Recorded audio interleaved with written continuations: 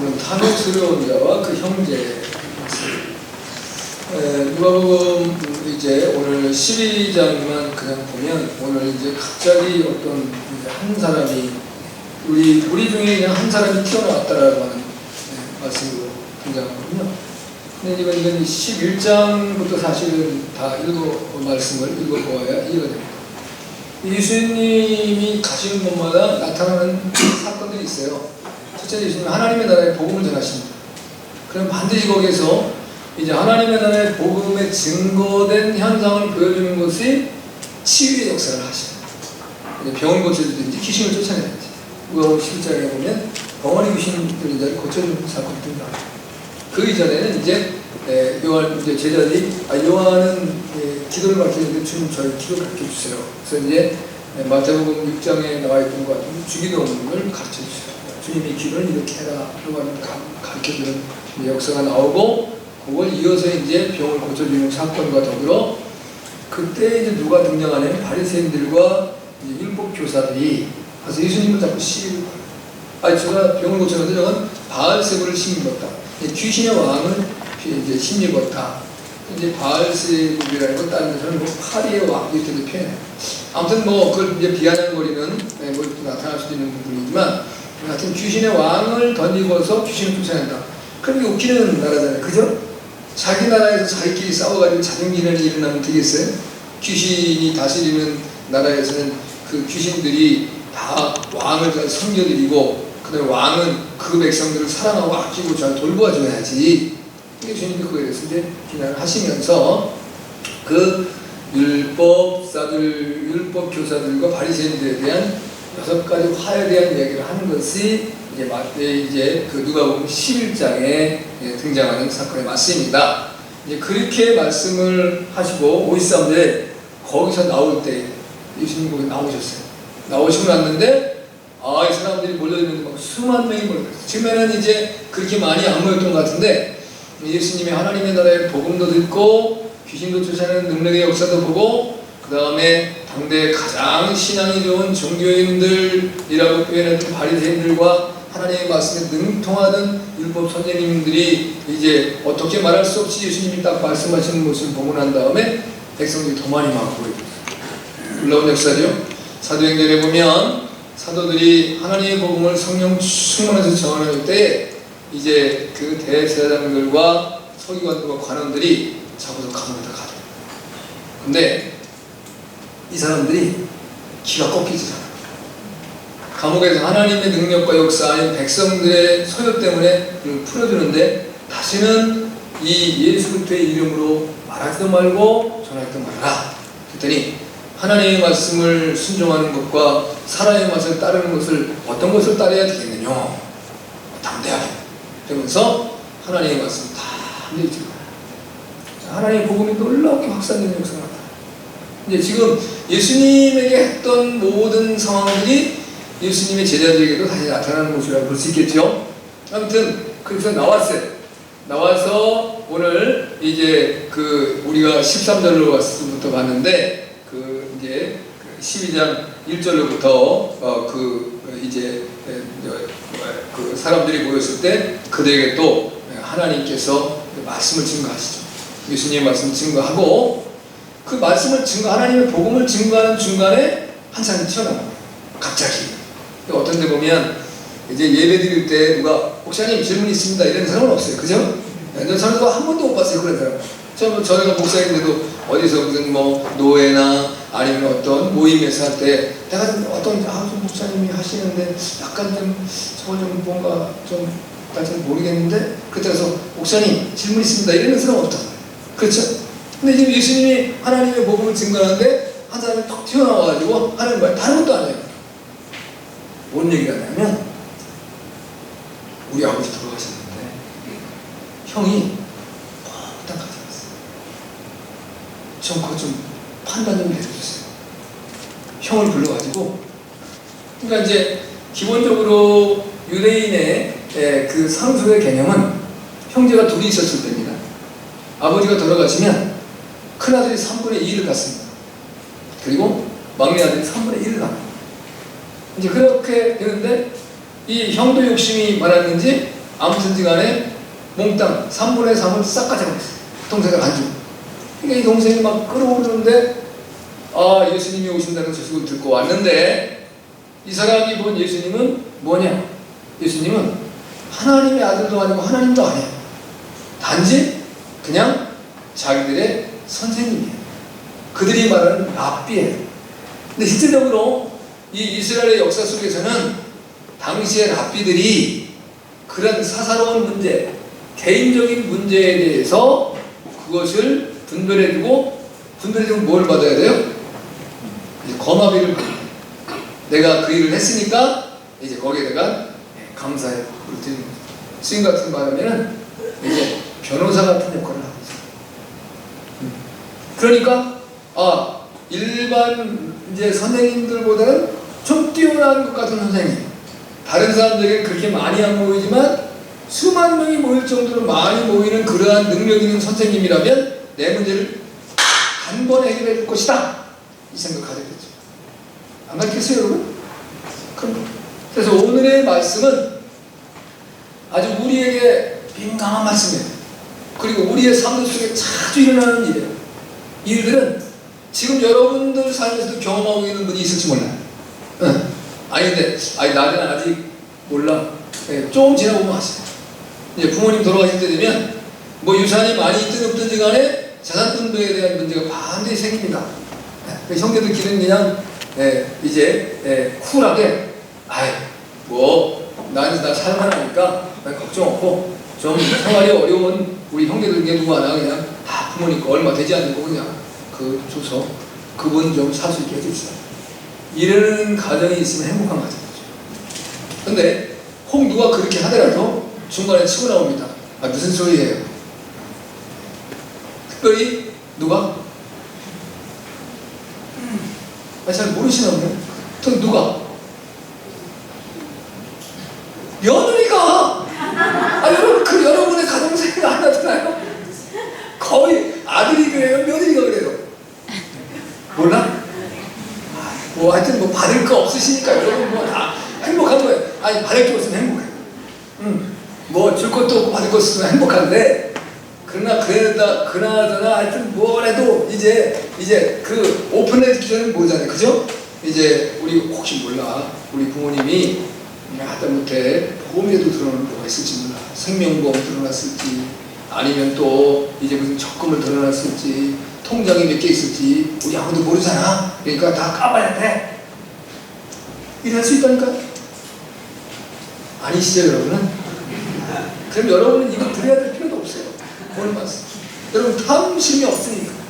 탐욕이 없으신 분들인데 원래 그러신 분들한테 제가 어떻게 말씀하겠어요? 오늘은 그렇게 말씀하고 있지 않다는 거예요. 그러니까 예수님이 이제 거기에 대한 말씀을 주고 있는데 오늘은 동생이 됐든 형이 됐든 이 두 이제 형제예요. 이제 탐욕스러운 자와 그 형제에 대한 이야기인데 이걸 예수님을 만나요. 형도 거기 왔겠지요. 만나게 왔을 거예요. 왔지만 저 녀석이죠. 이제 동생이 그렇게 할 줄은 몰랐겠지. 근데 돌발적으로 일어난 사건이니까 누가 얘기해가지고 준비돼서 이렇게 예수님과 관계를 맺는 게 아니니까 굉장히 당황했을 거예요. 그리고 이제 가정망신, 모두의 망신을 지속했죠. 근데 예수님이 이제 거기에 대해서 선명하게 말씀해 주신 거예요. 그러니까 오늘 여러분이 이 말씀을 통해서 예수님이 누구신가? 또 하나님은 누구신가? 그분과 나의 관계는 바르게 설정되니까 온전한 내가 주님과 나의 관계가 온전히 설정만 되어 있으면 행복한 거예요. 근데 그것이 안 됐으면 오늘 정립을 좀 하시고 이제 바르게 설 수 있는 은혜가 있길 주님을 축복합니다. 아멘. 이제 오늘 보면 주님께 유업을 나누어달라 이랬습니다. 이 탐욕스러운 자가 와서 13절의 말씀을 한번 듣습니다. 같이 봤습니다. 시작.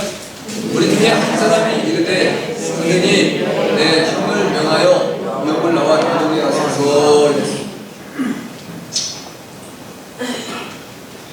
기본적으로 이 사람이 하나님의 말씀을 전혀 안 들었다는 것을 생각하셨어요.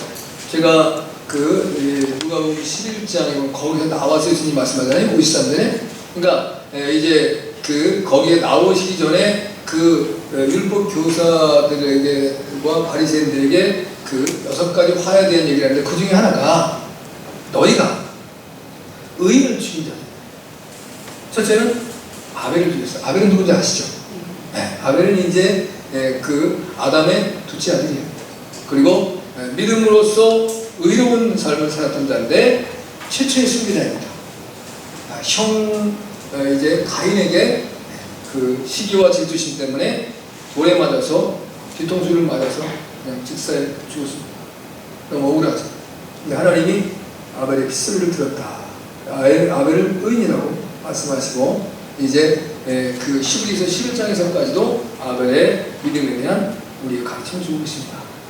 그 다음에 오늘 이제 사가랴라는, 여러분 잘 들어보신 적 있으세요? 그 성경을 좀 이제 우리 여러분이 이제 누가복음 12장 13절에서 21절까지만 읽으셨을 테니까 잘 기억이 안 되시죠. 그러면 여러분이 항상 성경을 이렇게 보시면서 뭔가 좀 답답하면 앞뒤를 같이 읽으셔야 돼요.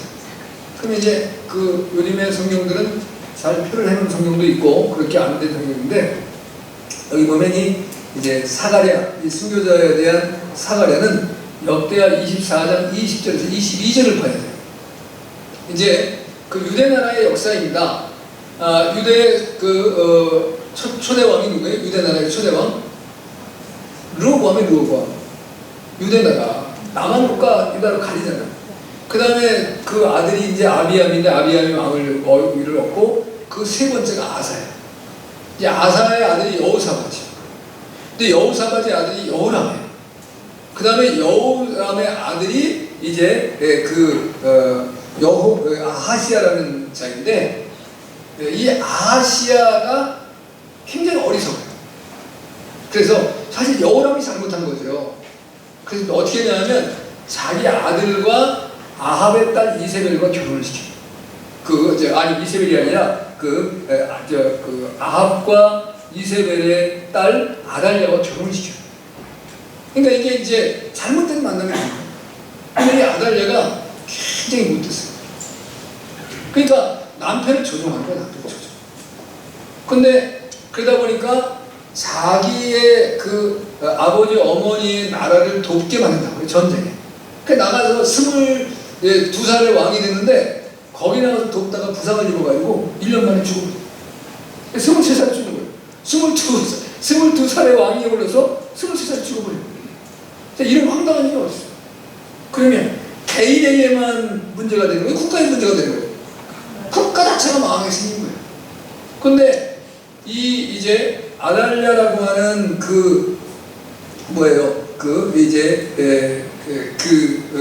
아하시아의 모친이 무슨 짓을 행하냐면 왕자들 다 죽이는 거예요. 그리고 자기가 왕권을 차지해요. 6년 동안 유대를 다스려요. 근데 그때에 누가 나타나냐면 그 딸이 여호사밧인데, 아달랴의 딸이, 그 딸이 자기의 이제 그 동생 중에서 제일 어린 동생 하나를 살려줘요. 그 동생을 살려줬는데 이 동생이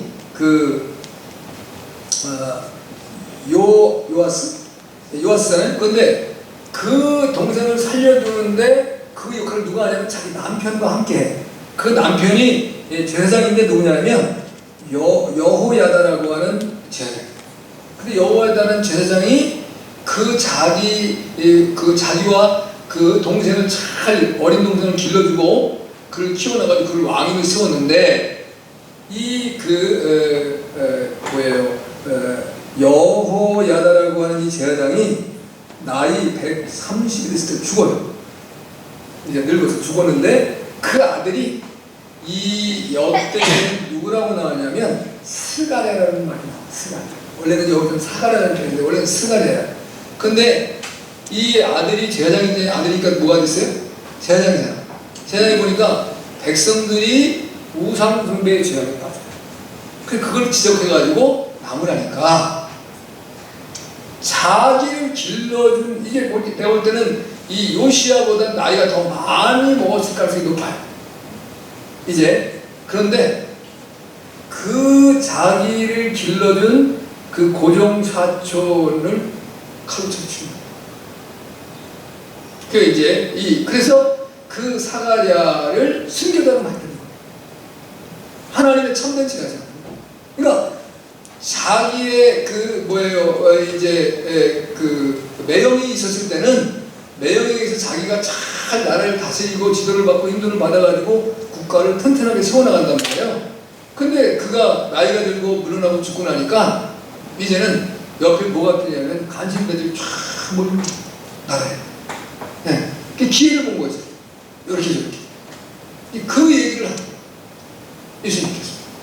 근데 아니 지금 하나님의 영광을 위해서 바른 삶을 살아가는데 엉뚱맞게 튀어나와가지고 하는 말이 재산을 나눠주세요. 이 얘기하고 그냥 봉창을 두드리는 거예요. 지금 상황. 그러니까 예수님이 이 말씀이 나왔으니까 그럼 예수님이 뭐냐면 그를 단호할 거. 내가 너희의 재산이나 분배해주고 너희의 재판관으로 그렇게 하지 않는다. 이런 말씀을 하시는 거예요. 그러니까 이 탐욕스러운 자와 그의 형제는 말씀을 사랑하지도 않고 주님을 사랑하지도 않고 하나님을 사랑하지도 않고 재물을 사랑합니다. 재물을 사랑하는 다른 말로 하면 세상을 사랑하는 자예요. 네. 이 땅에 살아가면서 여러분도 내가 교회에 왜 예수님을 믿습니까? 라는 말 할 때 예수 믿고 복 받으려고. 기본적인 얘기를 그래요. 복 받는다는. 근데 복의 개념이 뭐냐면 뭐가 복이냐? 그래서 제가 이제 복에 대해서 신명기 30장 15절에서 20절을 가지고 8시간인가 2달인가 한 3달 동안 한 겁니다. 참된 복이 무엇이냐? 복. 근데 우리가 가지고 있는 것은 그저 이 세상이 요구하는 복이에요. 첫째는 건강해야 되고, 그 다음에 돈 좀 많이 가져야 되고, 그 다음에 권세가 좀 높아져야 되고. 이게 이제 복이라는 개념이 꽉 들어가 있어요. 근데 그것은 다 주인도 없는 거다. 내가 잡으려고 해서 잡을 수 있는 게 아니야. 아무리 이제 건강하더라고 나이가 들면 어떻게 해요? 건강 이상이 생겨요. 근데 건강 이상이 안 생기고 많이 살다가 천수 들이고 그냥 한번 병원 운동도 안 가보고 감기도 한번 안 들리고 가다가 넘어져가지고 무릎도 한번 깨져보지 않고 이제 어떻게 종기도 한번 나보지 아니하고 이렇게 인생을 사는 사람이 있으면 그 사람은 진짜 훌륭한 사람이죠. 살아가다 보면 뜻하지 않게 제일 고통스러운 거는 내가 원하지 않았는데 다른 사람에게서 사고를 당하다. 특별히 교통사고. 제일 힘든 거죠. 교통사고는 뭐가 안 좋아요? 후유증이야, 후유증. 네. 그 강한 쇳덩어리로 와서 나를 때렸는데 이제 거기다 뭐가 붙었어요? 가속이 붙었어요. 그러니까 그게 얼마나 나를 강하게 뚫겼었겠어요. 쇠가 나를 이제 뚫겼는데 반드시 문제가 생깁니다.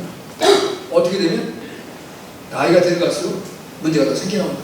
지금은 잘 모르겠는데 내가 지금 젊어서 건강한데 아무 문제가 없는데 지나면 그런 문제가 생겨나죠. 그러니까 우리의 건강도 언젠가는 쇠해져요. 돈? 내가 지금 가지고 있어서 어떤 사람은 보니까 재산이 막 몇조 원도 되더라고요. 근데 어떻게 해요?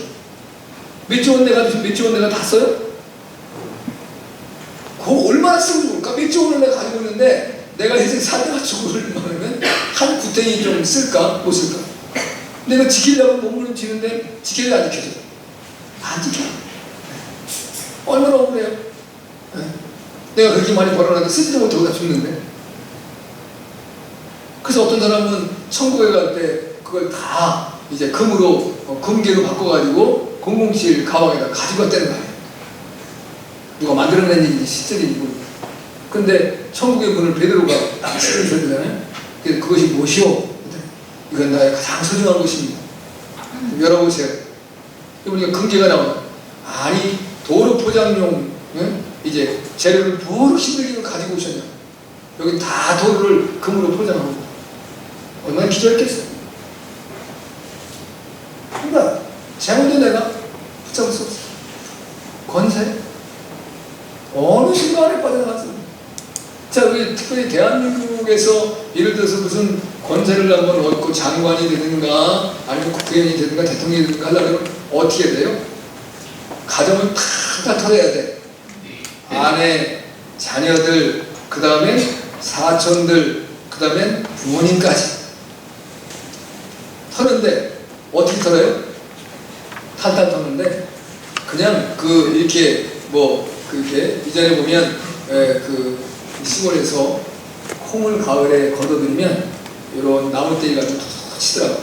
너무 세게 때리면 돌이켜서 때리면 다 터가서 안 되니까 그게 아니고 몽둥이로 터져. 부시러 진짜. 그냥 그런 건지 잡아가지고 영원하지도 않아요. 때가 되면 좀 묻어놔야 돼. 다 정함이 없고 쓰임이 없고. 근데 이 사람들은 그런 삶을 살고 있어요. 자, 여러분 어떠십니까? 여러분에 대해서 탐욕스러운 마음들이 없으신지? 혹시 지금 이제 여러분 중에서도 부모님 돌아가시면 이제 거기서 돈 나오는 거 가지고 뭐 좀 해야지 기획 세우신 분 있을지 모르잖아요. 저 사람은 생각지 않았어요. 근데 형제들이 또 그걸 또 이제 그 동의할 줄 알지도 몰라요. 근데 이제 나이로 이제 계산하는 거예요. 부모님 먼저 들어가시다. 그럴수록 부모님도 오래 사시다. 안 들어가시다.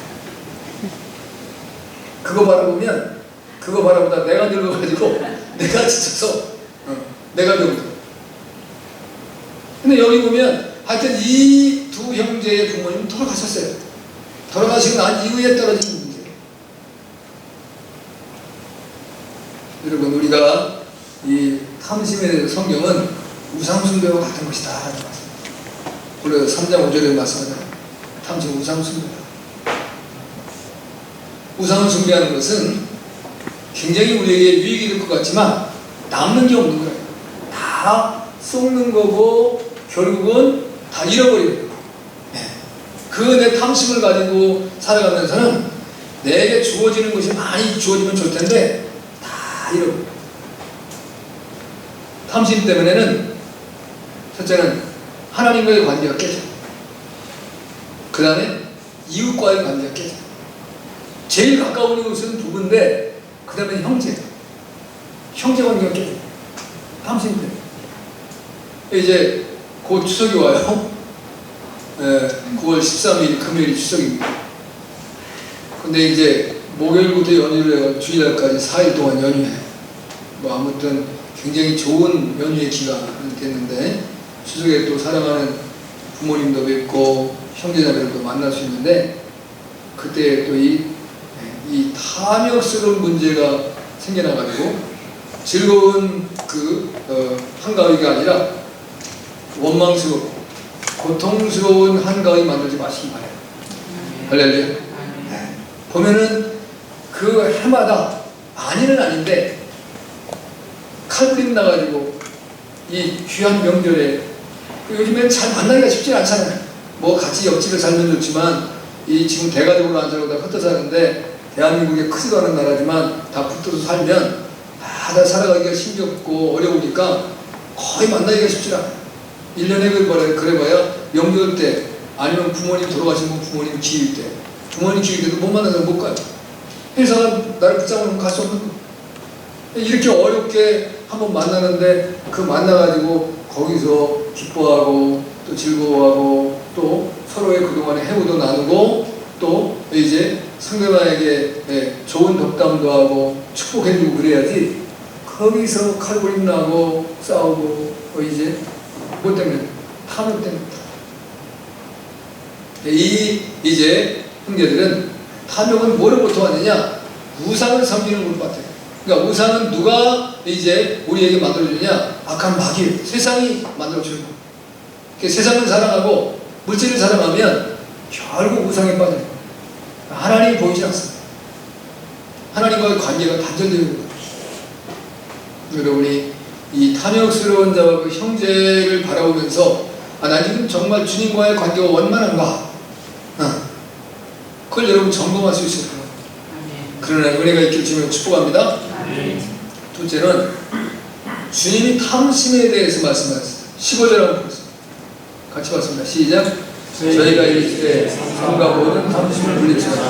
사람의 생명이 그 소리에 넉넉한 데 있지 아니하니라 하시고. 네.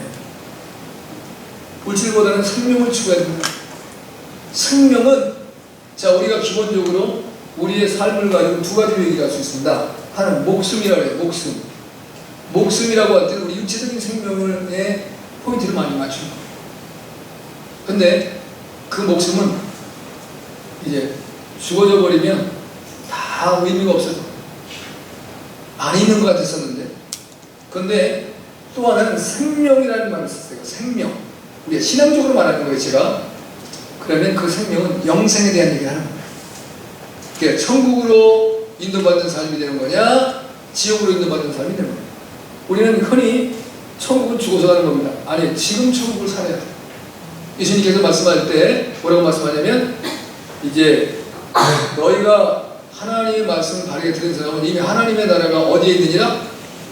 내 안에 있느니라. 하나님의 나라가 임했다는 거예요. 그러니까 지금 내가 이 땅에 살아가면서 난 그냥 이 땅은 난 어차피 이 세상은 마귀가 다스리니까 난 지금 이 세상에 지옥으로 살 거야. 그리고 죽어서 천국 갈 거야. 그 사람은 죽어도 천국 못 가볼 가능성이 높아요. 지금 천국을 살아야 돼. 아멘? 네. 지금 천국의 삶을 추구하고 살아가는 거예요. 그래서 천국의 모습으로 여러분의 삶을 바꿔야 돼. 내 삶이 지옥스러우면 왜 지옥스러울까? 탐욕스럽기 때문에 지옥스러워질 거야. 탐욕을 내려놓으면 행복할 수밖에 없어. 감사하고 기쁠 수밖에 없어. 할렐루야. 아멘. 그래서 오늘 이제 예수님께서 무슨 말씀을 해주시냐면 탐욕이 아니고 이제 탐심이 아닌 생명을 얻을 수 있는 삶을 산다. 이 탐심이라는 것은 결국은 물질 때문에 생겨나게 되는데 그것은 내 생명을 빼앗기는 것이 되어져. 탐심으로 생명을 얻을 수 없다. 생명을 보존시킬 수 없다. 이런 말씀을 오늘 주시고 있는 볼 수가 있어요. 자, 이제 오늘 나와 있는 이 두 형제에 대한 예수님의 말씀을 보면 이 사람들은 탐욕에 빠져 있는 자인데 그 사람들이 네가 어떻게 살아가는가를 보기 위해서 니들이 지금 원하고 추구하는 것이 무엇인가를 말씀해 주기 위해서 비유를 하나 들고 와요. 그 비유가 뭐냐면 오늘 여기 16절에 말씀하잖아요. 또 비유로 저에게 일러가라사대 한 부자가 이름이 없어요. 또 이 사람도 한 부자예요. 그 밭에 소질이 풍성하고. 여러분 이제 당시에 유대 나라에 직업이 그렇게 많이 있었겠습니까? 그러나 이제 본질적으로 가지고 있던 부자들이 분명히 있었겠어요. 그런데 기본적으로 예수님의 비유의 말씀을 보면 부자는 어떤 사람이 부자냐면 지주였던 거예요. 땅을 많이 가지고 있는 사람. 그러니까 이게 포르몬이 됐든 아니면 밀밭과 보리밭이 됐든. 그런데 이것을 어디서 달라고 주냐면 예수님의 동생으로 등장하는 예루살렘 교회 초대 이제 총회장이 되는 야고보서에서 보면 정확히 나와 있어요. 야고보서에서 야고보 5장 4절의 말씀 뭐라고 말하냐면 보라 이제 제일 먼저 하는 말이에요. 보라 이렇게 말씀하세요. 그럼 뭐야? 주의를 집중시켜라. 지금 그러면서 하는 말이 뭐냐면 너희 밭에 추수한 일꾼에게 주지 아니한 싹시 소리를 지를 때. 그러니까 지주들이 사람들을 다 불러 모아서 자기 일을 시키는 거예요. 이제 소득이 많고 이제 땅이 많으니까 지주가 그래놓고선 품삯을 안 주는 거예요. 그런데 그 품꾼이 소리 지르지 않고 표현하지 않고 싹시 소리를 지르는 거예요. 그들의 줘야 될 재물들이 지금 분노해서 소리를 지르고 있다는 거예요. 그 다음에 또 하시는 말씀이 뭐냐면 추수한 자의 우는 소리를 만군의 하나님이 귀로 들으십니다. 처자식을 먹여 살려야 되는데 하루 벌어서 하루 먹어야 되는 노동자의 삶인데 데려다가 실컷 일시키고 저녁에 돈을 안 줘. 되게 하루를 일당을 간 사람에게 돈을 언제 줘야 돼? 먼저 주진 않지, 그죠? 그러나 일 끝나고 나면 각자 딱 나눠주는 거야. 타타타타 얼마씩. 근데 이 지주가 안 주는 거야. 뛰어먹지는 않고 주긴 줄 건데 지금 은행에다가 돈을 재원하고 줄 수가 없으니까 앞으로 보름 후에 준다. 예를 듭니다. 이건 팩트는 아니에요. 그렇게 했을 거라. 그러니까 그들이 어떻게 해요? 원통하고 억울하고 견딜 수가 없는 건 지금 나만 바라보고 있는 집안의 식구들이 지금 며칠이나 기다리고 있어도 지금 남편이 아버지가 오늘 돈 벌어갖고 와서 그걸로 또 하루의 삶을 살아야 될 것을 기다리고 있는 가족이 있는데 이게 고통스러워요. 되게 이제 우리나라도 이제 그 조그만 소영업, 중소 기업이나 이런 것들이 하면서 지난번에 IMF 때도 어려움 당해서 사장이 그 스스로 자기를 살인하는 일들이 많이 생겨났잖아요. 방법이 없는 거예요.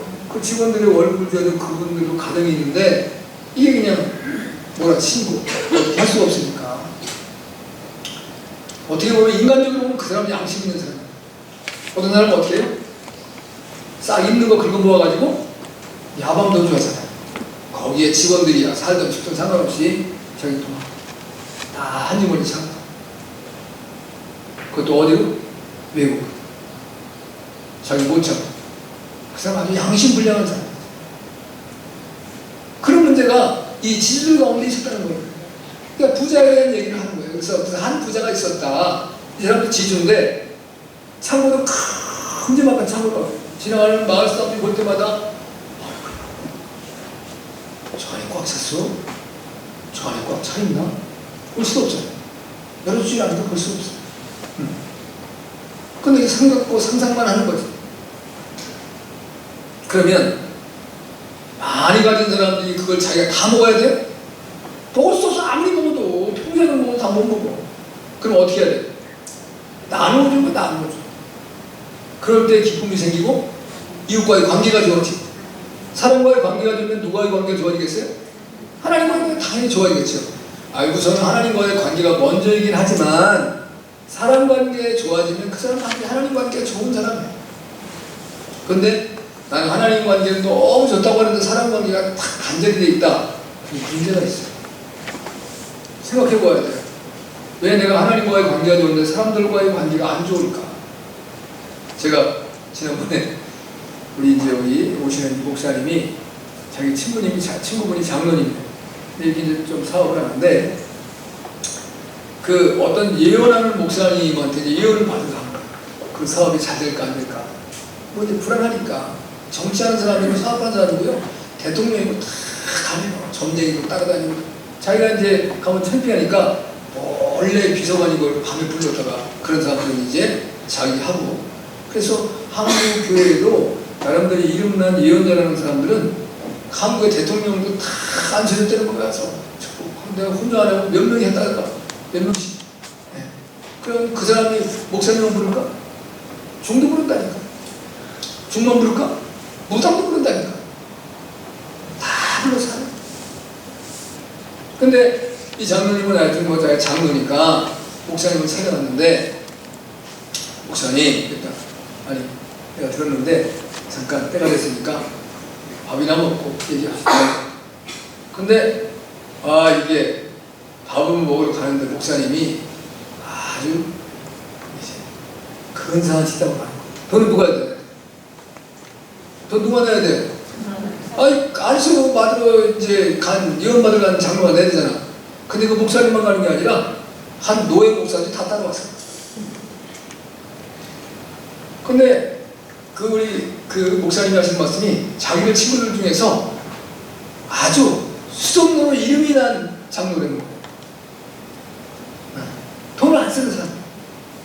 그러니까 현찰을 그때 분명히 안 갖고 왔어요.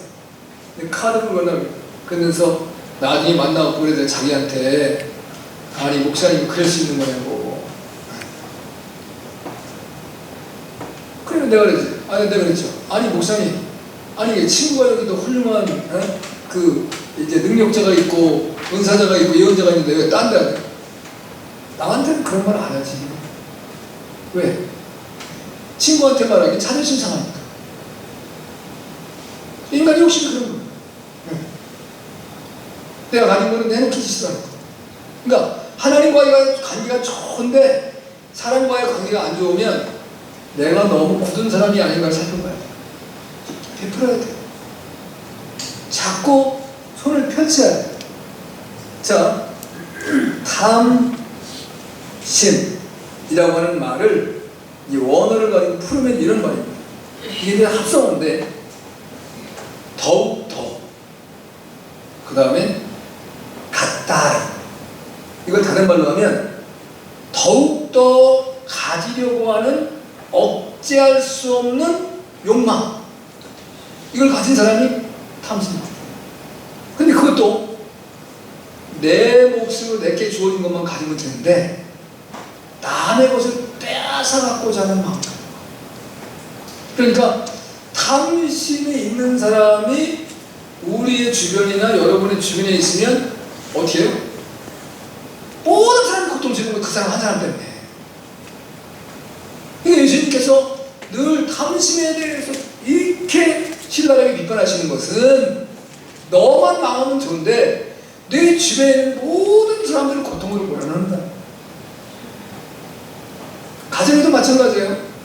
가정에 서로가 다 사랑하고 더불어 살아갈 수 있으면 행복한데 그 중에 누군가 탐심 있는 사람이 생기면 가정의 관계가 파괴됩니다. 형제들 못 모입니다. 모이고 싶어도 못 모여. 왜? 그 사람 올까? 그 사람 오면 공연히 형제간의 끈끈한 이 사랑의 우정의 관계가 파괴됩니다. 그러니까 차라리 그냥 가족끼리 모입시다. 너무 고통스러워. 단절되는 거예요. 탐심이 그렇게 무서운 거예요. 그래서 여기 보면 더 움켜진다. 그리고 그 원숭이에 대한 원숭이 잡는 법 외에 저는 제가 본 건 아니에요. 그래서 본 거예요. 실제적으로 이렇게 잡는지 모르는데 이제 호르몬 같은 거 두 개 갖다 놓잖아요. 근데 원숭이가 좋아하는 콩 거기다 넣는 거예요. 콩. 근데 여러 개를 놓으면 이 원숭이가 이제 그걸 콩을 짚고서는 더 많이 집으려고 확 잡으니까 손을 쫙 들어가는데 안 나오는 거예요. 농을 빠지는데 안 가요. 근데 이거 하나만 가져가면 그래도 찔뚝찔뚝 도망갈 텐데 이쪽에 이것도 더 갖고 싶으면 두 개를 넣어가지고 두 개가 이게 대롱대롱 매달리니까 도망갈 수가 없는 거예요. 뒷발로 괜히 뛰긴 뛰는데 금방 잡혀요. 원숭이 그렇게 하면 다. 그러니까 서양 사람들은 뭐가 최고의 의대요? 원숭이 권력이가 최고예요. 그러니까 원숭이 잡은 거예요. 그러니까 탐욕은 근데 원숭이는 자기만 죽지. 근데 사람이 탐욕을 가지고 있으면 다른 사람 것을 빼앗아야 되니까 그 사람의 고통을 안겨주고 또 그 사람이 고통을 당하면 그 사람과 연결된 모든 사람이 고통을 당한다. 다 고통을 당한다.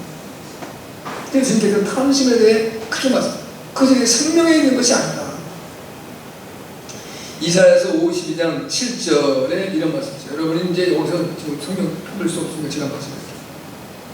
이 사람은 하나님으로 자기의 힘을 삼지 아니하고 오직 그 재물의 풍부함을 따라 의지하며 이제 악으로 스스로 자기를 든든히 여기는 자다. 그러니까 하나님의 힘과 능력으로 안 삽니다.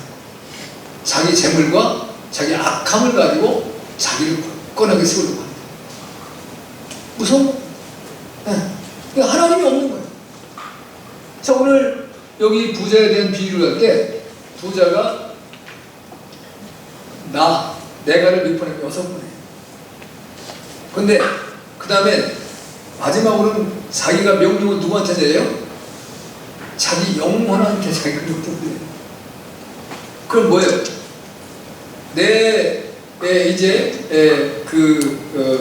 목숨도 냈고 내 영혼도 냈고 이 생각하죠. 근데 주님은 뭐라고 말씀하세요? 사람의 목숨만을 해하는 자는 두려워할 거 없다는 거예요. 왜? 한 번은 죽는 거니까. 근데 영혼까지 해할 수 있는 이제 그 능력의 하나님을 두려워해요. 근데 이 사람은 자기 영혼도 자기 거로 생각하는 거예요. 그러니까 하나님을 의지할까요? 안 해. 어떤 분들이 다 내 생각을 해요. 그런데 오늘 주님이 뭐라고 말씀하세요? 그런데 그 밤에 이 사람이 창고를 다 채웠어요. 아주 대박이 났어. 소유가 넘쳐나요.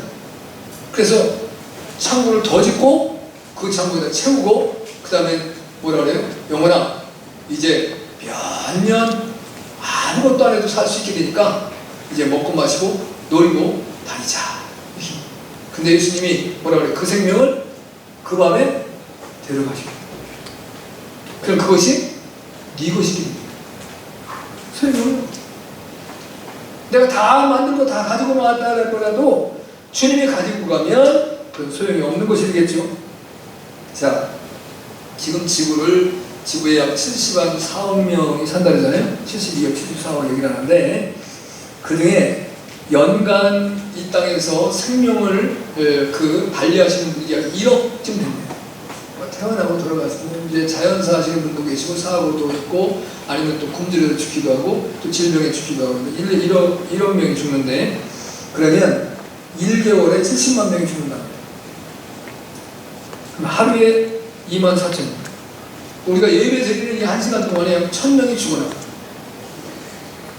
그런데 자기 생명만을 위해 사는 거야. 나 하나 잘 먹으려고 하고 나 하나 멋있게 살고 내 욕심은 끊임이 없어요. 욕심을 가진 사람들의 특징은 뭐예요? 얼마나 모았습니까? 그죠? 이것밖에 안 되겠다. 잘 익었어. 그럼 다 긁어먹으면 됐어요. 다른 사람은 지금 한 끼를 먹고 살아야 되는 것을 가지고 걱정을 하는데 이 사람은 그걸 다 빨아들이면 끌어들이고 난 사람들도 아직 조금 더 채워야 만족할 것 같아요. 만족하면 다 쓰고 가지도 못하는 다 먹지도 못하는 그게 우리가 가지고 있는 큰 문제죠.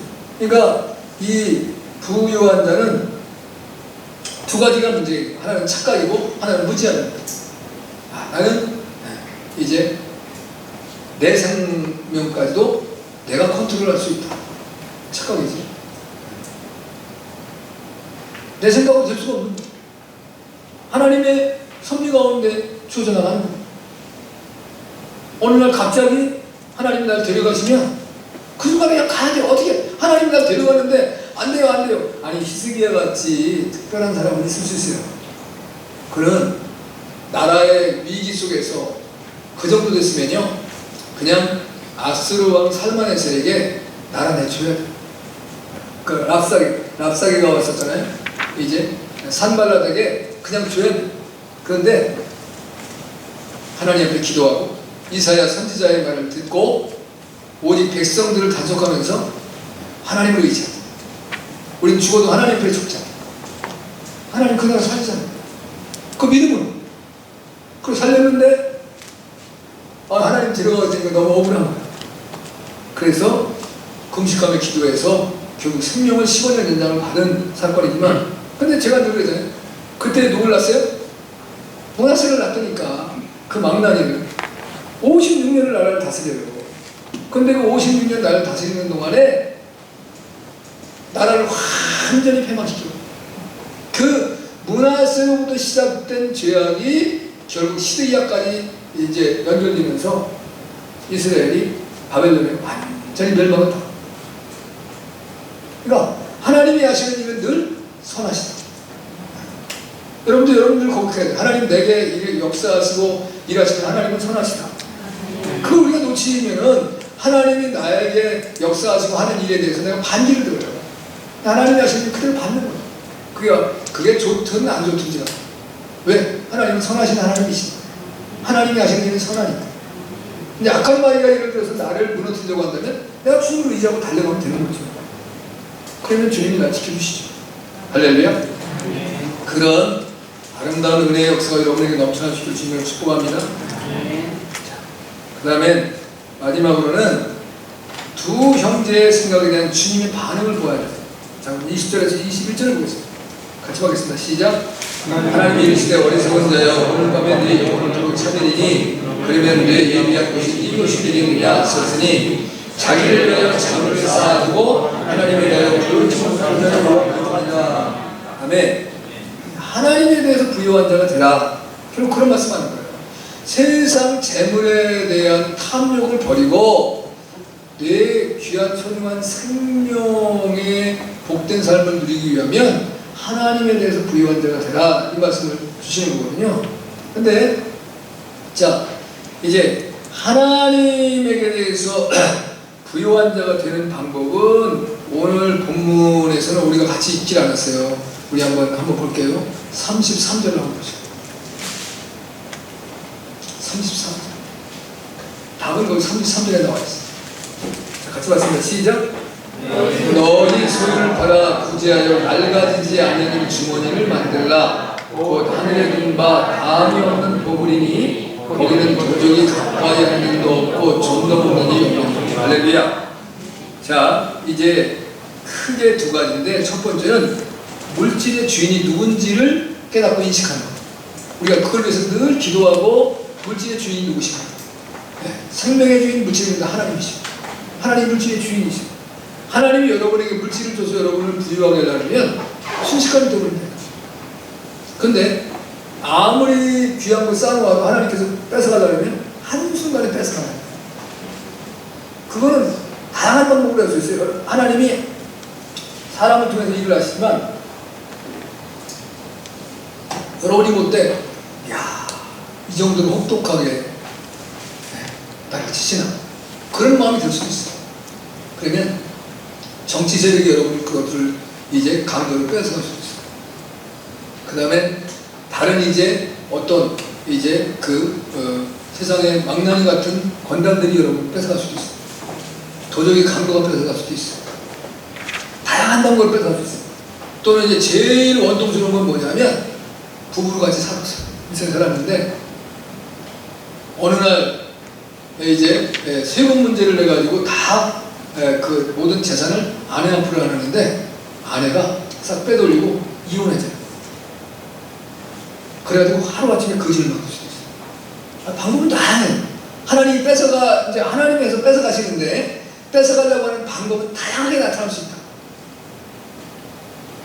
우리가 물질의 주인은 하나님이시고, 하나님이 주신 거 감사하고 살면 행복해요. 근데 하나님 필요하시면 여러분이 더 많이 줄 수 있어요. 자, 이제 그 결론적인 부분을 말씀을 드리는 거니까 이제 몇 가지 제가 예화를 드릴 거예요.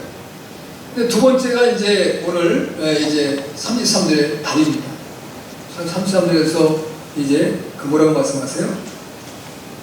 여호와 하나님께 부유한 자가 되어지면 문제가 없어요. 그걸 성경 시편 23편입니다. 여호와는 나의 목자시니 내가 부족함이 없으리이다. 하나님 목자가 되어주십니다. 여러분이 목자가 되어주시면, 목자는 뭐예요? 우리는 양이잖아요. 양은 목자가 인도하는 따라가기만 합니다. 양이 아무것도 없어요. 물가에 가면 물 먹고, 그 다음에 초장으로 들어가면 풀 먹고, 그 다음에 이제 우리로 들어가면 거기 쉬고.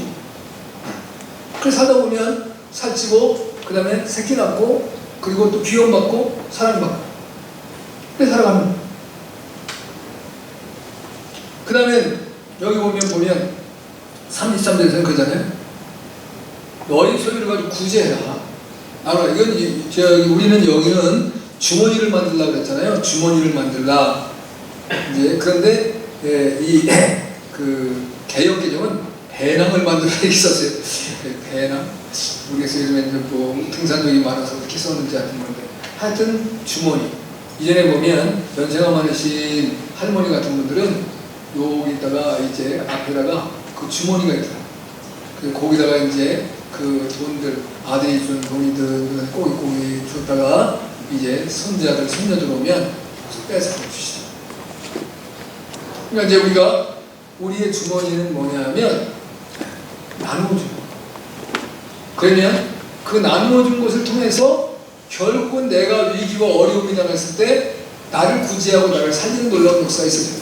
근데 내가 남을 구제했을 때 그걸 하나님이 받으신다는 거예요. 나는 구제는 사람에게 했는데 하나님은 그걸 받으셔서, 근데 그 하나님의 나라에는 뭐 어떤 역사가 있느냐, 거기 도적이 들어가지 못했다.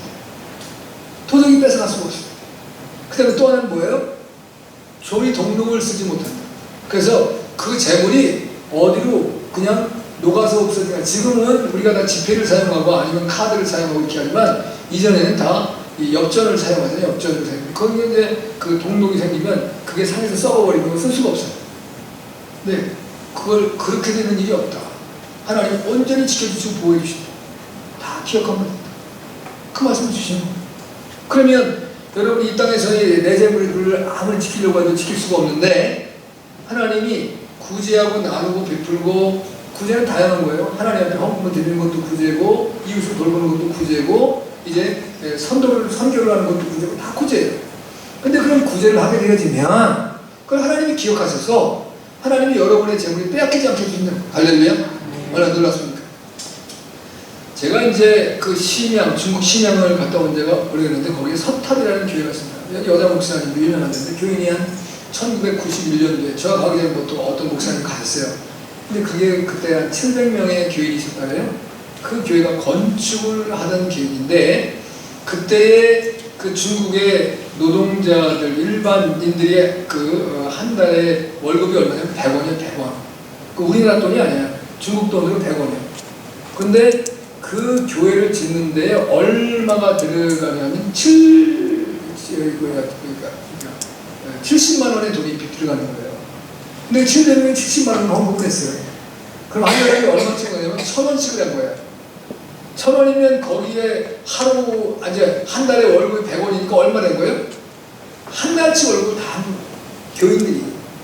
그러니까 뭐예요? 한 달치 1년치 월급을 다 한 거예요. 교인들 700명. 그러니까 더 한 사람도 있고, 들어간 사람도 있겠죠. 어른도 있고, 애들도 있었으니까. 근데, 거기 어떤 목사님이 그때 마침 갔는데, 예배를 드리는데, 그 교회 여전도 회장이면서 재정을 맡은 집사님이 나와서 대표기도를 하는데, 이 기도하는 거예요. 하나님, 더 드리고 싶습니다. 그런데 이제 드릴 게 없습니다. 그 목사님이 그 기도를 듣고 울고 왔다는 거예요. 네, 내가 하나님께 드렸어요. 최소한 다 드렸어요. 근데 내 지금 마음속에 더 드리고 싶어. 근데 드릴 건 없어. 마음은 그렇다. 내가 주님께 마음껏 드리고 싶습니다. 이게 하나님의 사람들의 모습이어야 된다는 거예요. 하나님께 부유한 자예요. 하나님께 부유한 자. 하나님은 그 사람을 어떻게 그냥 놔두겠어요. 하나님들은 책임져 줘야죠. 아멘? 그래서 우리가 오늘 비유를 보면서도 느끼는 가슴 아픈 현실이 그저 하나님을 인정하지 않고 하나님도 모르고 자기 욕심과 탐욕에 빠져 사는 인생들이 얼마나 어리석은가. 여기서 말씀하시길 탐지에 빠진 사람을 성경에 말할 때 어리석은 자다. 어리석은 자. 그 다음에 우상숭배자. 그 다음에 악한 자라고 표현해요. 죄인이라는 표현을 쓴다. 어리석은 자. 불쌍한 인생. 자, 이제 말씀을 마치려고 합니다. 테레사 수녀가 미국을 한번 방문을 했대요. 미국 방문을 해서 이제 여러 가지 집회도 하고 그러다가 이제 한 그 훌륭한 기업인, 미국에서 내려나오는 기업인을 만나가지고 교제할 시간이 있는데 그 기업인이 이제 테레사 수녀가 살아온 삶이나 그의 모습으로 너무 감동이 돼서 지금 수녀님이 필요한 것이 무엇입니까? 쉽게 말하면 요구하면 얼마든지 물질을 주려고 그런 준비를 하고 그랬더니 이 수녀, 테레사 수녀가 또 웃으면서 하는 말씀이 전 아무것도 필요한 게 없어요. 전 지금 예수님이 필요해요. 전 예수님이 필요해요. 세상에 이런 건 많은 것 다 있고 물질도 있지만 전 그런 건 필요 없습니다. 예수님이 나와 함께 있으면 행복해요. 아멘? 자, 우리가 우리의 탐심을 버릴 수 있는 유일한 길은 예수님이 나와 함께하는 거예요. 난 예수님은 행복해. 예수님이 나와 지금 함께 계시면 나는 두려움도 없고 겁날 것도 없고 걱정. 아니 이따 저녁 먹을 떼거리가 없어도 예수님이 내게 있으면 배가 부른 거예요. 네. 그럼 그렇게 배부르잖아요. 그럼 누가 나 먹을 거 갖다 준다니까요. 제가 제일 먼저 이제 전도사한테 개척을 했어요. 제가 이제 아산 영인이라는 곳에서 개척을 했는데,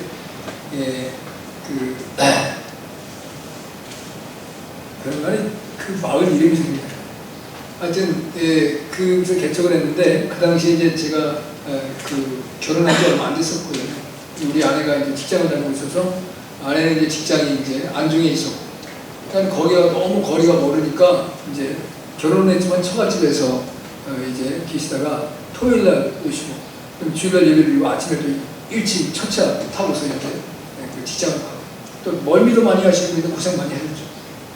근데 진짜 때거리가 없을 때가 있어요.